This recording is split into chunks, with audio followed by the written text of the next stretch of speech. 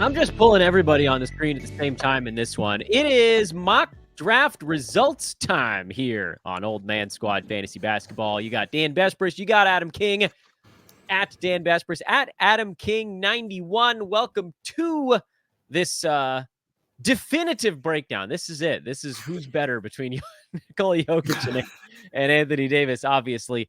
You can also follow at Old Man Squad. Obviously, you guys know the drill. Like, rate, subscribe, all that good stuff. Adam, good day to you, sir. You're going on vacation today, and still you had the the stones to tell your family that you were going to go do a fantasy podcast. You animal. Yeah, they'd probably think it was weird if I didn't do one at this point. So no, good to be here.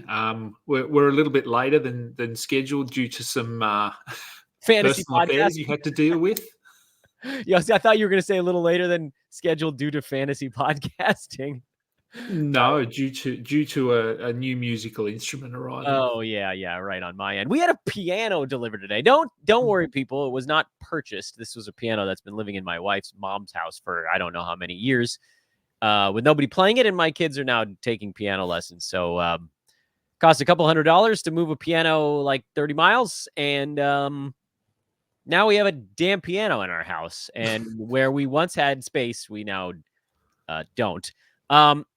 The goal of today's show is not to figure out who's better between Nikola Jokic and Anthony Davis, but to look at a couple of different builds. And also, Adam, you can kind of set the table for us, I think, because this is your idea. By the way, just to get out in front of it, I loved this idea, but what was different about this mock than others? The timing, really. So we went with a 15-second pick timer. So it all happened really quickly because, I mean, as you know, 15 seconds on the clock, people don't take the full clock to make their pick. So it was done in about 20 minutes, I think. Very little time to react, very little time to think. You sort of just had to... You see someone you like, you take them, which I know you liked. I loved it. I liked the aspect of it that it prevented me from overthinking my picks. I just went with who my gut said, and if that was the right player, then so be it. I loved it. I loved the speed. I wish that, because if every draft took 20 minutes, I'd be in way more leagues. Like, I know that's a weird thing to say, but a lot of my issue is time suck. Like, I can't tell my family, I'm going to do 4 fantasy drafts this weekend, because that takes me away from whatever childcare, whatever other things that are going on around here for somewhere between 4 and 6 or 7 hours, depending on what these clocks are. Like, I'd be in so many leagues if I could get in and out of drafts in 20 minutes, because I just mash them all into my lunch break. I'm like, not doing a pod for a minute. I'll do a fantasy draft. I'll do another one. Screw it. I'll do 2 back-to-back. It was amazing. And like you, not second guessing, I thought was really fun and really helpful. And, I know people that are watching the YouTube feed are like, Dan, you took 2 injury-prone players in your first 4. Yeah, that's true. But that had nothing to do with the short clock. That was just like, these are guys that I thought were decent plays there. And like, I felt like I had some pretty safe guys in the first 2. So that's the direction I went. Let's break down our teams. Let's go through them. We can go round by round, or we can kind of go in little chunks. My first 2 picks, I had the first pick. So thank you, Adam, for giving me that for this draft. That was extremely kind of you. And I went Nikola Jokic. Everybody knows that I'm still doing the Jokic at 1 thing instead of Wemby, because in my eyes, it just gives more directions you can go, because you don't know who's going to be there at 24. And if you have Jokic, it doesn't matter who's there at 24. They're going to feed into some kind of strength that your team already had. So I went Damian Lillard at 24. I think that's getting him basically at his floor. Yeah, he kind of takes a little away from Jokic and the field goal percent, but, helps with points that Jokic was not superb at, covers threes that Jokic is not great at, and then you've still got the base of nice rebounds, good assists. Jokic is better at steals than Dame. My team's probably not great in blocks, but I'm kind of okay with that after 2 picks. What did you do with your top 2? I was picking at 5. So I went with Anthony Davis, who, for me, that's a no-brainer. I've got him in that tier with Shea and with Luka. So, happy to get Anthony Davis there, and knew that I would, because we know who the top 4 are at this point in most drafts. So went with Anthony Davis, and I always punt. So straight away I was thinking about, what am I punting? What direction am I going to go in? And if we look at Anthony Davis, his weaknesses, they're not necessarily weaknesses, but compared to his strengths, they are assists and threes. So I thought, okay, let's lean into that a little bit. And then coming back round in the second round, I went with Şengün, Alperen Şengün, which was, I thought, probably a bit of a reach, and probably is a little bit of a reach, but he sort of fills out those big man spots. And I thought, okay, well, he gets some assists. So if I want to pivot, I can. He's going to get me some steals. He'll get me a block. Percentages, not great, but Anthony Davis's percentages are good. So he was sort of a weird fit, but ended up actually being a good fit. And as I said, in a slow draft, slow. If this was a minute pick or standard kind of a mock, I tend to look back at my team and go, I could have taken this guy, but I went with this guy. In this draft, I went with Şengün, and I can't look back and say, what if I'd gone this way? Because we just didn't have time. No, you'd have missed your 3rd round pick if you look back. It'd be past you already. Did you, at the end of 2, were you thinking about did your punt strategy shift at all after going Şengün in the 2nd round? So 3-pointers were definitely something I was looking at punting with those 2 as my first 2 picks. But again, you can pivot away from that because we can get 3s a little bit later. And probably with Şengün and Anthony Davis, I'm probably sort of thinking, okay, maybe I'm going to punt free throws here as well. Anthony Davis is not necessarily a punt free throw guy. Şengün probably closer to that. So, and you'll see, from a few of my next picks that I lent heavily into that punt threes, punt free throw percentage, and ended up going punting assists as well. So I punted 3 categories, which for me is pretty average. Yeah, although, you're usually the punt big man guy, and you kind of went the other direction in this draft, and we can get to that in a second. I went Kawhi Leonard at the beginning of the 3rd round, which I realize is a bit of a spicy play there. Probably a little early on him in a head-to-head league, which is what this is. So I would say light regret on that one. I still think he's going to be a top 5 per game producer this year, and I feel like between Jokic and Dame, I got a couple of guys that are playing 72 games this season or potentially more. Jokic does often go above that mark. So I felt comfortable kind of taking my first risk. There were obviously other names I could have gone there, but whatever. Like Freddie VanVleet is someone I look at in the 3rd round. Interestingly, some of the folks that people can see on their screen, like LaMelo Ball went kind of late in this one. LeBron still hadn't been drafted. That was a possibility. Maxey, I think, did Paul George go? Yeah, Paul George went a little earlier here. So I went Kawhi there.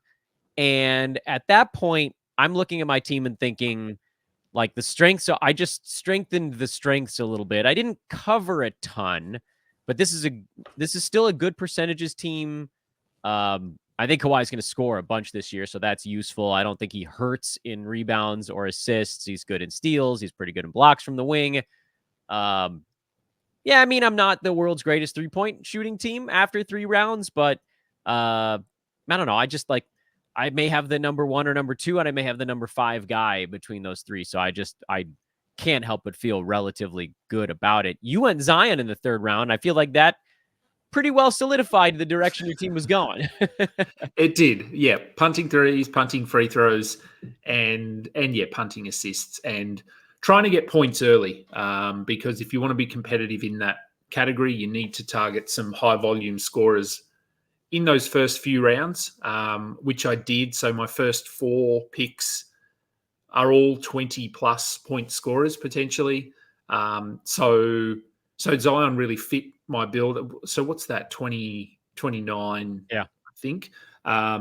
Which again, probably a bit of a reach if we look at pure rank, that sort of thing. But for my build, that I don't see that as a reach. And as we know, as you get further into the draft, the difference between rankings becomes very small. So yeah, I was happy to get Zion there. I like what I saw last year. The injury late was obviously pretty rough for the team, but I thought he looked good during the season, and we've all seen the photos of how slim he's looking and how fit he's looking. So hopefully that translates into him playing really well and being healthy.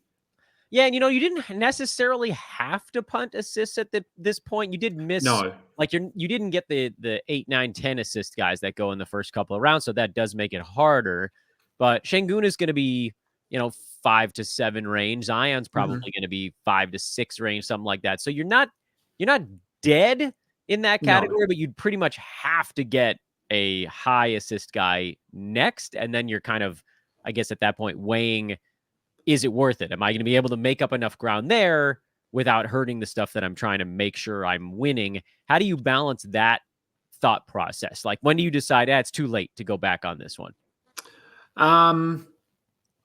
Oh yeah, I mean, as you said, this is sort of the opposite to what I normally punt. I normally punt the big man stats. So I know that to be competitive in assists, they're sort of one of the categories that are a little bit harder to get late. So yes, you're right. I would have had to go sort of guard really heavy on assists with the next 2 or 3 of the next 4 picks, something like that.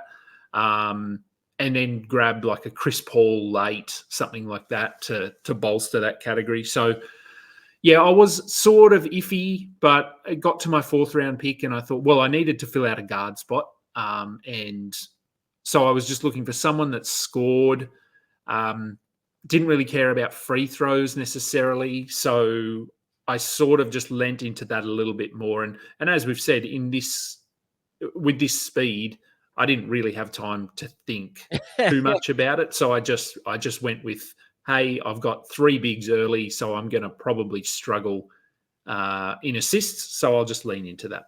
So then with your next one, you went Jaylen Brown towards the end of the 4th round. How did that fit into what you were building? He's not someone I normally target, but yeah, 20-point scorer. Not great from the free throw line. He's not terrible, but he's certainly not as good as what he probably should be. He does hit threes, but yeah, I mean, the idea of punting is not to completely avoid categories. It's just to not worry about them too much. So he'll hit threes, but fine. But he'll get me a steal, maybe 1.2 steals a game. So yeah, I just thought for a guard, 20 points, 25 points maybe. And yeah, again, filling the guard position because we have to do that in any league that has roster spots. So no, I was actually pretty happy to get him there. And durability, he's been fairly durable the last couple of years.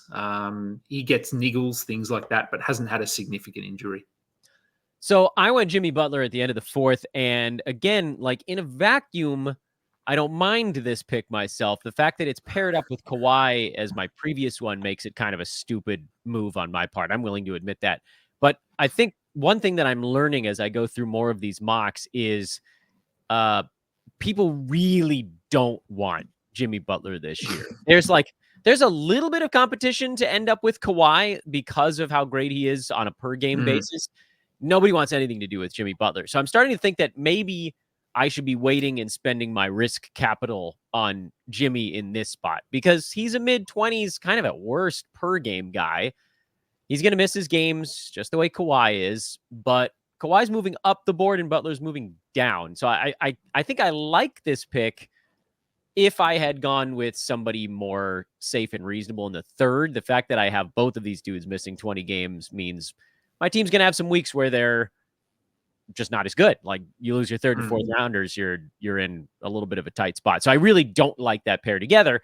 Now, if I were a week that my team is healthy, I love this top 4. Again, a little weak in threes at this juncture, but big boost in steals for Butler. That's a category I think I need to make sure I win. Another guy who gets assists, not massive, but like between Jokic, Dame, and then 2 medium assist guys, I'm in pretty damn good shape at that point. Another good percentages dude. Like my wings are great percentages guys with Kawhi and Jimmy. So I feel pretty good about my team here. And I'm probably starting to think, okay, am I going to give up on threes or blocks? Because those are clearly my two weakest categories at this point. Do I do either of those? And so the very next pick, I went with Jared Allen, who I think is a pretty safe play, 49-50 range. He's just going to plod along. He'll get good rebounds. He's a center that doesn't hurt your free throw percentage all that much. He's not a great shot blocker, so this doesn't really bring me back in that category all that much, but it does solidify some things my team's good at. And again, I didn't address the fact that my team was weak in threes or blocks. I haven't really made the final call on that. But I also don't mind where my team's at. I think they're good enough categories where I can weave my way through. You also, by the way, went with a center a few picks later in the 5th round. Another one that I kind of like in this range. Yeah, I went with Mark Williams, who seems to be going in this 50 kind of range, early 50s. Probably depends on who you're drafting with. I went with him. Again, he fits my build. The fact that I targeted some 20-plus point scorers early means I can sort of absorb the fact that he will probably only score 14 points. But double-digit rebounds, he'll get me 1.5 blocks. He was really good, I thought, last year when healthy. And there's a bit of a risk. Back injuries are often pretty temperamental, so we don't know what he's going to look like this year. But I'm hoping that a lot of his missed time last year was simply to do with the fact that he plays for Charlotte and not that his back was as bad as we might have thought. So, look, I'm banking on him being healthy here. But if he is, I think if he can play 30 minutes a night as the starting center in Charlotte, he could be a top 50 player. So, and obviously going in that direction, I really am now sort of punting assists, punting threes. Yeah, and I got to say, you're amassing a little bit of team fun here with your 6th round pick, he's been pushing earlier. All right, well, let's talk about him first, and then I have a follow-up question. You went Cam Thomas towards the end of the 6th round, which I think this is pick 68. This is the one round where you can actually just say the numbers in the order that they appear for or the 1st round also. And you just read them straight through.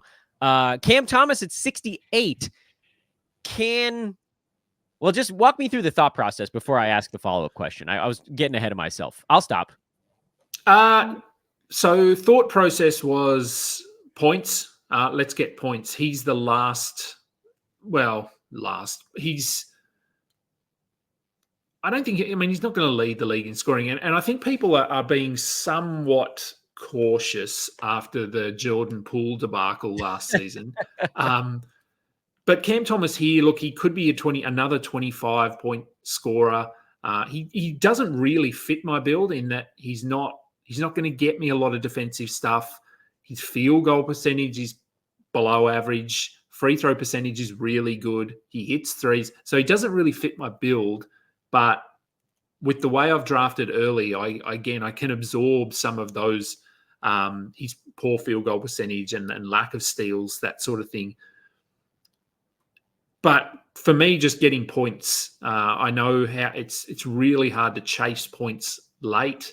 So I like getting him here. I think his ADP is probably in this range now. I haven't had a good look at the latest Yahoo numbers. You're the expert on that, but I'm sure he's in that sort of 70 to 80 range. So I don't think this is too much of a reach, and I'm just excited to see what he can do this year. Is he? So this is something I think, and you mentioned it in terms of like what is a punt? You're like not trying to lose a thing; you're just sort of ignoring it. How does he fit in with what you've done so far? Is he like a guy you took because you knew you had one glaring weakness you had to recover from? I know you like him, and so like on your guard builds, I feel like he's going to be on every single one of them. But I'm having a little trouble seeing how his strengths work outside of scoring with the team that you're building right now.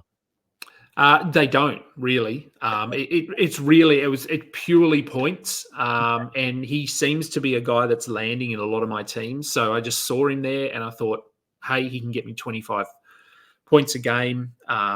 Maybe he can get to a steal, 0.8 steals. So not not be terrible in that category because he's going to be on the court a lot. And so, no, he really, as I said, he doesn't really fit my build at all, but it was more about shoring up that points category, knowing that later, once we get into the 9th round, 10th round, 11th round, you're really not going to get any high volume scorers, which means it's tough to impact your percentages late in a draft. And that's really when you can be targeting those specialists, which I did, guys that are going to boost you in one or two categories, but really tank you in a couple of others. So if I can build up those strengths like points early, then I can target some of those guys later in the draft, which I did. I really liked a couple of my late picks. So at 72, 73, I went Devin Vassell and Bradley Beal. I don't have a whole lot to say about these two picks. I think they're both pretty reasonable. Vassell will probably be 60s, something like that. He's going to be a decent scoring wing. Beal, good percentages. Again, that's been sort of a hallmark of my team to this point. It does address my 3-point issue a little bit, not, maximally, but it keeps the team from completely crapping out. And at this point, after Beal, I said, I'm done with blocks. I'm not even going to worry about it because anybody that's a shot blocker from this point on is probably going to ruin what I think is a really good free throw shooting team and probably be extraordinarily low scoring, which I'm hoping to maintain some level of competitiveness in that. So I just took two guys that I thought were good all around guys. They're not going to hurt my team in much. And, it sort of confirmed the direction that my team was going at this point anyway. You went Jonathan Kuminga in the 7th round. I'm not a big Kuminga guy, but he does he's going to put up counting stats. So walk me through your next two here, Kuminga and then RJ Barrett in the 8th, which from your team build, that one I totally understand. Yeah, Kuminga is another one that I'm getting, and I haven't typically been very high on him. I just think the opportunity is really nice this year for him to, again, be another 20-point scorer. Decent rebounding numbers. He was efficient last year. I know there was a period there where he was stupidly efficient, so he's not going to be as good as he was. But look, he might get me a steal. Again, just a good fit. I don't care about the threes. I don't care about the free throws. Don't care about the assists. And I mean, in the build that I'm putting together here, just by way of avoiding threes and assists, it obviously means I'm going with a lot of bigs. And so my turnovers are, just as a result of my punt, are going to be pretty good. And when I look at the projected standings and those sorts of things, which again are just projections, I'm pretty competitive in that turnover category. So, no, look, Kuminga is, again, this is probably as high as you want to go on him. This is 77, something like that. So, I think it's probably as high as you want to go. And I don't think his ceiling is really much higher than this, maybe top 70. But again, for me, in my mind, it's all about build. And so when I disregard the categories that I don't care about, it makes him sort of a top 60 player maybe. So happy to get him here. Yeah, and then you went RJ Barrett in the next one, which again, for a team that is pretty clearly punting free throws, like where there's no real downside to this one, especially now that he's apparently changed his shot profile, so that's useful for your team. This feels like leaning into strengths basically and getting another guard. You need guard eligible guys on this club. So this one, I don't know. What, am I missing something there? No. I think I liked what I saw from him. It was a bit disrupted down the stretch because he had some personal stuff going on, but he looked good in Toronto.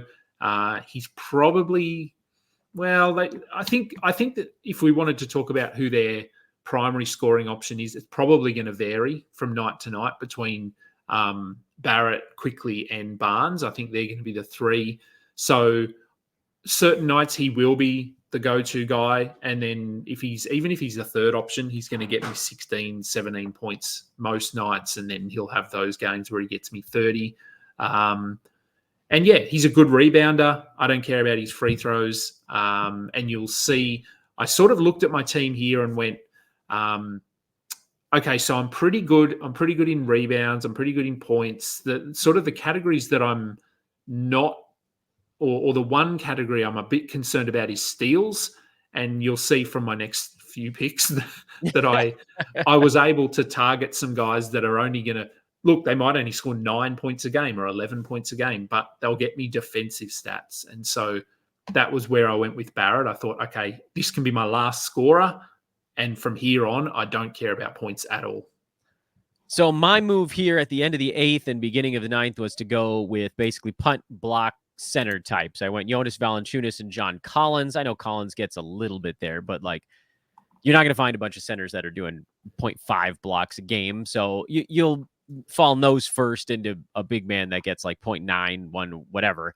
I don't know. Maybe this was a little bit too much. Did I go too heavy on bigs here? Because I have Jokic, I have Jared Allen already. If I had known that Valanciunas and John Collins were both going to be there for me here, then maybe I could have done something else instead of Jared Allen at the beginning of the 5th round and gone with like an Emmanuel Quickly, someone else to shore up more of the guard stats. And again, this is the whole like hindsight being 2020. I don't know who's going to be there at 96 and 97, but I get a really nice field goal bump again without really hurting my free throws. I get rebounds here. Because it feels like it'd be idiotic to lose rebounds when I start my team with Nikola Jokic. So I feel really good about those as well. These guys do now weaken threes again. So that's going to go back to being an issue. And I'm starting to worry because, Beal is a 5+ assist guy. Jokic and Dame was a strong assist start, but I haven't really done much to boost that since that moment. I haven't killed it, but I haven't boosted it. And so some of my big strengths early are starting to turn into like just slightly above average at the end of this. But again, I don't really hate either of these guys. I think I'm getting them in pretty good spots. And if Collins starts at center and Kessler continues to come off the bench for the Jazz, John was like a top 50, top 60 guy when he was the starting center for that team. So I'm again, not that mad about them in a vacuum. A little weird given what I did over like the previous 3-4 picks to not grab a guard, but also I didn't really like the guards that were on the board here. And everybody can see I'm trying to scroll around a little bit so folks can see who's floating around. The last like point guard out there's Chris Paul, there's Mike Conley, and there's Tyus Jones. And I knew I could get one of those guys if I waited. So that's what I did. You were talking about going steals. I love your 9th round pick. I think he's going to be good for more than just steals, but I'll let you do the grand reveal on this one. Yeah. Again, not a guy that I've typically landed in drafts, but he was a perfect fit for what I needed here. So I went with Amen Thompson, who was, I think, he didn't break out down the stretch last year, but once Houston was sort of, they were still in playoff contention, but not really. He started playing bigger minutes. I thought he looked really good, which is sort of coming into the season after the draft last year. I think a lot of us saw Amen Thompson as the sort of the higher of the, if we look at the brothers, Amen and Asar, he was probably the preferred player in terms of per game upside, but Asar Thompson was going to get more opportunity in Detroit. So, and that sort of, it turned out that way, at least for the first, 6 weeks until Detroit just, I don't know what they did, but they stopped playing him. But I thought Amen looked really good. He will get me those steals, like I said, but he'll get me blocks as well out of position. He's a really good rebounder, as is his brother. Not going to score, not going to hit threes.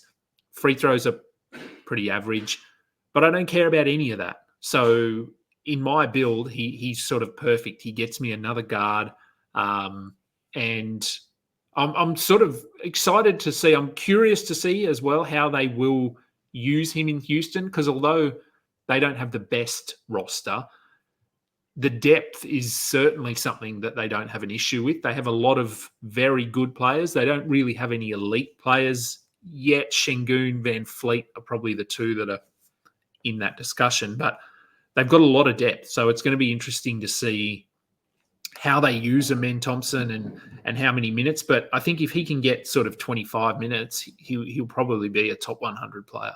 Yeah, I completely agree. I think he's going to have a really nice season, and I'm hoping to get him in as many places as I can. You got your guy in the 10th round, Kingy. I'm not even going to Yep. say anything about it. Just the stage is yours, my man. I did, yeah. I took Dyson Daniels. He is a guy that I'm actively targeting, but to be able to target him late in drafts, you need to, as I said, with a lot of these guys, you need to be able to absorb their weaknesses or their flaws. And for Dyson Daniels, one of those is scoring. He's not going to be a high volume scorer, but he's a decent rebounder.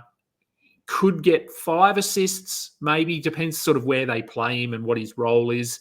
But elite on the defensive end, he's going to get me. I think he was at 1.4 steals last year in under 20 minutes. So if he can play 26 minutes, he could be close to 2 steals. So, yeah, defensively, some assists, good rebounder from the guard spot. And again, I don't care that he doesn't hit a lot of threes, and I don't care that his free throws are potentially going to be under 70%. So, yeah, as you said, I just like getting him. He's my guy. I like getting him on my team late, and getting him here in the 10th round. I don't know what that is, but it's late. 116, is that right? No. Yes. No. Yes? Yes, I think so. Maybe. So Yeah. 116-ish. Can we? Yeah, ish. Yeah, man, you got your guy. I went Mike Conley at 120. This was very much a team build thing. I wanted to make sure I had another point guard. He's a 6 assists, super low turnover guy. Again, like I started with Jokic, who's at 8-9 assists. I got Dame, who had 7. Kawhi was like around 4-ish. That'll probably be higher with no Paul George. Jimmy Butler is usually 5+, and Beal was 5. Like I have all these 4s and 5s mixed in there, but there needed to be another 6+, and there just aren't that many of these guys left at this point, aside from like Draymond Green. It's probably the last one you can point at and say, yeah, that guy's going to get 6 assists. And I went Al Horford because if you're going to get your guy, I got to get mine. It's only fair. Yeah. Al Horford is a half a season play. Everybody knows that. As soon as Porzingis is healthy, he'll be kind of frankly too boring for head-to-head. He'll be fine for Roto even, and you can plug and play him anytime that any Celtic is resting, because he basically started whenever any starter was out last year. I think I went through and I looked at it, and Horford started like more than 30 of his, I think he was 68, 69 games last year. Or his 67. I forget the exact number. I can pull it up, but whatever. That'll be a higher percentage. And that was with the team generally healthy. He still started about half of the Celtics game, or at least half the games that he was active for. He's going to miss back-to-backs. He's going to be a lot worse when Porzingis is back, but give me the 30 some odd games where he's starting at the beginning of the year, and I'm getting a 6th round value out of my 11th round pick. And for Roto, it's even more useful because you bank all of his stats. But even head to head, if you just get a really, really good free agent pickup that lasts you 3 months, you generally call that a win. And that's kind of what a lot of 11th rounders turn out to be. So I'm totally fine with it. He doesn't really address anything that my team needs or doesn't need. I think he's a guy that's going to put way better value up than where he's getting drafted for as long as he's upright, and we'll roll with it. And then you decided to confuse the system by doubling up on your A. Thompsons in the 11th round. You think the Pistons let Assard do a little bit more this year? I hope so. I hope now with a different coach, and I've said this on a few shows, I actually don't hate what they've done this off season. I think the last few years we're very clueless as to what their direction is. What are they hoping to achieve? But I think if they can be healthy with Cade, Jalen Duren, another player that I'm pretty high on. Tobias is obviously there now, who I think is going to bring a whole lot to that team, both on and off the court. I think he just provides them with a good leader, locker room guy, and who can still really contribute on the floor as well. Oh, so totally. They've brought in veterans before, but they brought in veterans that didn't play. I think there's something to be said for a veteran who's also going to play 34 minutes a ball game, to have that presence actually on the court. And it's weird for us to say this about Tobias Harris, who's kind of like the villain of Philadelphia for his disappearing acts, but he's bringing something to that team that they truly had none of. So I actually agree with you. I think the Pistons, and I don't think it's coincidence that they finally started making more reasonable roster decisions when they completely wiped out their front office and started over, instead of just stockpiling aging centers to try to trade that you then ultimately can't trade. They brought it, like they brought in shooting. They had no shooting last year. I get it. Like Malik Beasley, Tim Hardaway Jr., these are not needle movers, but on a team that was the worst 3-point shooting team, I think, in the entire NBA, or if not the worst, they were bottom 3. That's a thing they needed. These guys are going to get to play a little bit. Anyway, sorry, I jumped in and took us off track here. We were talking about Asar Thompson, I believe. And we were, although I mentioned Tobias Harris, I should have expected come on, sort of you gotta know weird better. tangent. So yes, no, I agree. I'm not saying Detroit are going to be competitive or anything like that, but I think they're making moves to step in the right direction, and it would make sense that Asar Thompson is part of that future. So I'm hoping that he can play 28 minutes a night. I'm not expecting what we saw to open last season, but again, it's basically rinse and repeat. You look at what his brother does. He does very similar things. So he'll get me defensive stuff. He's a good rebounder, won't really score, won't hit his free throws. But again, I don't care. Low turnovers. And just on Tobias there, I think a really good example of a player coming in, a veteran who is a locker room guy, but also plays good minutes and impacts a team is the pick you had there in the 10th round of Mike Conley. Yeah. The impact that he had in Minnesota, and we saw it last year when he didn't play, they looked lost. Their direction went. They were trying to put the ball in Anthony Edwards' hands a bit more, and so Tobias Harris could have not that he's going to take him to the conference finals, but he will have that sort of impact where he just calms everyone down and provides them with some direction. So, I know you're really high on Tobias, but I think this year, usually you can get him at sort of 2 to 3 rounds value. You can get him in the 90s or the 80s. This year, I think he's going a bit higher. Yeah. Listen, don't get me started. I still think he's a value where he's going, but it was sure nice when the board opened up and he had a pre-rank in the 80s. And I was just, my eyes, like I did the cartoon wolf thing where my jaw hit the ground and my tongue rolled out and auga my eyes. And then he jumped up 15 slots. And effectively, like, if you bring him up on a podcast, that's like waving a steak in front of my lion's mouth over here. I'm going to talk about him at some point. So I probably only have myself to blame for this whole, like, Tobias positive feedback looping. But I think he was top 50 last year when most folks would agree it didn't really look like he was doing anything in Philly, and he was still top 50. This draft, by the way, again, just a reminder, everybody, this was a 15 seconds per pick draft. We literally flew through this thing. You had Taylor Hendricks in the 12th. 12 was the last round for this one, and I totally agree with that because you get into like just fart territory after pick 130, really, and we're already there.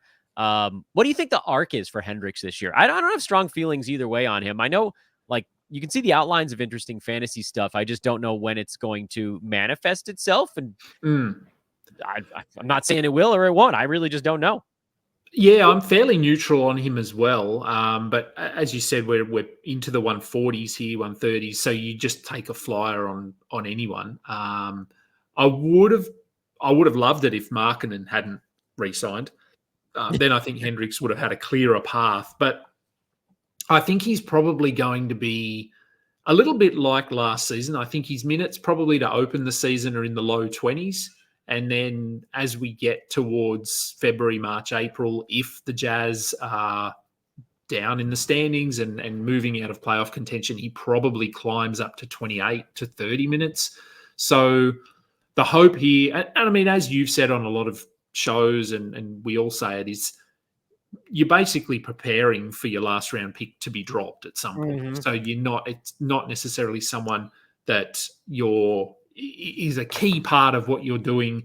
So look, if he comes out and they play him 15 minutes, then I probably drop him. But if he can play low 20s, I think he can get me some good rebound numbers, a steal, a block, sort of borderline top 100, top 120, with upside for top 80, top 70 at some point later in the season. And we saw down the stretch last year he had some okay games. I've got his box scores up here. His minutes fluctuated from anywhere from sort of 20 up to 32. Had some high scoring games, good rebounding numbers. Defensive stuff is sort of where his value is going to come from. And again, like the Thompsons, I can target these specialists and don't really care too much about the scoring. So, yeah, happy to take a risk on him here.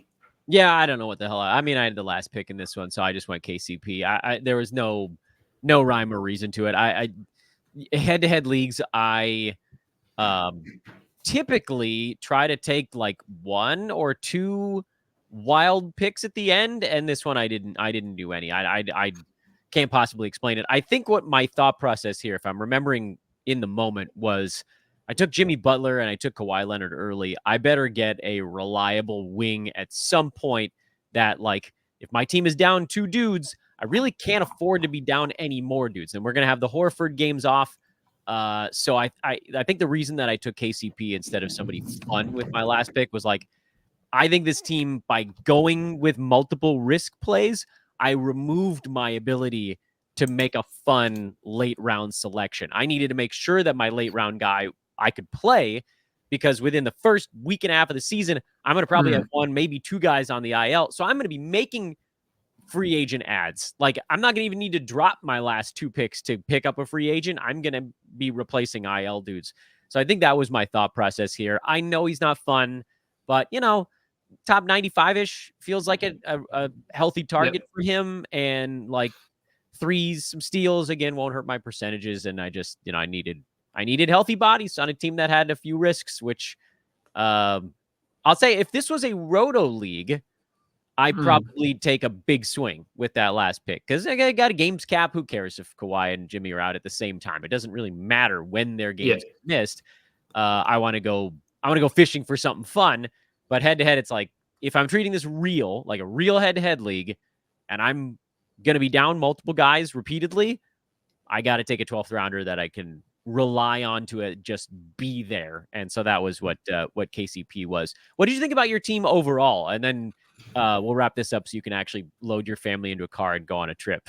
Look, I was happy with my team. I did end up leaning very heavily into my punts, and when you look at the standings and the breakdown of all the teams, I'm basically dead last in threes, assists, and free throw percentage, which no surprise.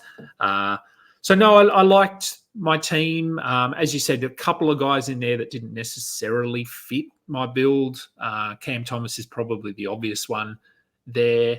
But yeah, he made me sort of really competitive in points, and gave me that flexibility or freedom to be able to target those. I mean, if you look at those last 4 guys that I got, they could all theoretically score under 10 points a game, but they're still going to have a lot of value for me. So, so I liked my team. And as I said at the top, I can't look back on it and regret it or overthink it, because we were picking in 10 seconds. So it was just, I like this guy. Okay, I'll take him. What I didn't look at the projections. What did my team appear to be? I mean, I'm sure my team is terrible at blocks. Where scoring, is that another weak spot for my team? Actually, scoring's probably okay, because I had Vassell and Beal in those middle areas. That's okay. And Butler, Kawhi, Dame, Jokic, those guys are all okay at scoring.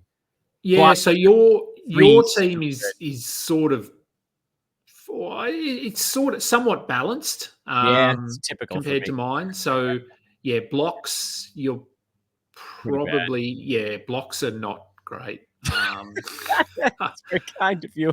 I'm guessing threes are probably below average. Threes, yeah. So your weakest is blocks. Your weakest category is blocks, followed by threes, and then points. Yeah, that's kind of what I figured.